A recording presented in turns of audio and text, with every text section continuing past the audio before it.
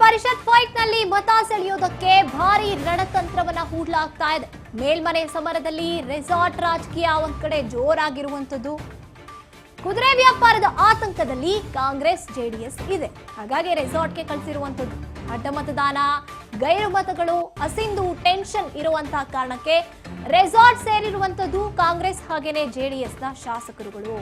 ಅಭ್ಯರ್ಥಿ ಗೆಲ್ಲಿಸಿಕೊಳ್ಳೋದಕ್ಕೆ Congress JDS circus ಈ ರೀತಿಯಾಗಿ ರೆಸಾರ್ಟ್ ರಾಜಕಾರಣ ಅಥವಾ ಕಾಂಗ್ರೆಸ್ ಜೆಡಿಎಸ್ ನ ಶಾಸಕರನ್ನ ಯಾವುದೇ ಕಾರಣಕ್ಕೂ ಕೂಡ ಮನವೊಲಿಸಿ ಎಲ್ಲಿ ನಮ್ಮ ಕೈ ತಪ್ಪಿ ಹೋಗ್ಬಿಡ್ತಾರೋ ಅಂತ ರೆಸಾರ್ಟ್ ಗಳಿಗೆ ಕಳಿಸ್ತಾ ಇರುವಂತದ್ದು ಶಾಸಕರುಗಳನ್ನ. ಕುದುರೆ ವ್ಯಾಪಾರ ಎಲ್ಲಾಗ್ಬಿಡುತ್ತೋ ಅಂತ ಈ ಕಡೆ ಕಾಂಗ್ರೆಸ್ ಕೂಡ ಅದೇ ಭಯದಲ್ಲಿದೆ, ಜೆಡಿಎಸ್ ಕೂಡ ಅದೇ ಭಯದಲ್ಲಿ ಇರುವಂತದ್ದು. ಹಾಗಾಗಿ ತಮ್ಮ ತಮ್ಮ ಶಾಸಕರುಗಳನ್ನ ಸೇಫ್ ಆಗಿ ಯಾರ ಕೈಗೂ ಸಿಗಬಾರ್ದು ಅಂತ ರೆಸಾರ್ಟ್ ಗಳಿಗೆ ಕಳಿಸಿ ಈ ರೀತಿಯಾಗಿ ತಂತ್ರವನ್ನ ಹೂಡ್ತಾ ಇರುವಂತದ್ದು.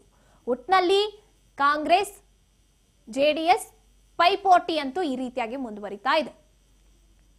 ಎಲ್ಲಿ ಕುದುರೆ ವ್ಯಾಪಾರ ಅನ್ನುವಂಥದ್ದು ಆಗ್ಬಿಡುತ್ತೆ. ಪರಿಷತ್ ಫೈಟ್ ನಲ್ಲಿ ನಾವೇ ಗೆಲ್ಲಬೇಕು ಅನ್ನುವಂತ ಒಂದು ರಣತಂತ್ರವನ್ನ ಈ ರೀತಿಯಾಗಿ ಹೂಡ್ತಾ ಇರುವಂತದ್ದು. ಯಾವಾಗ ಅಂದ್ರೆ ಅಭ್ಯರ್ಥಿಗಳು ಇವರೇ ಅಂತ ಫಿಕ್ಸ್ ಆಯ್ತು, ಇನ್ನು ಸಂಖ್ಯಾಬಲ, ಶಾಸಕರ ಸಂಖ್ಯಾಬಲದ ವಿಚಾರದಲ್ಲಿ ಏರುಪೇರಾಗೋ ಚಾನ್ಸಸ್ ಇದೆ ಅಂತ ಗೊತ್ತಾಯ್ತು, ಆಗ ರೆಸಾರ್ಟ್ಗಳಿಗೆ ತಮ್ಮ ಅತ್ಯಾಪ್ತರನ್ನ ಶಾಸಕರುಗಳನ್ನ ಕಳಿಸೋಕೆ ಆರಂಭ ಮಾಡಿದ್ರು.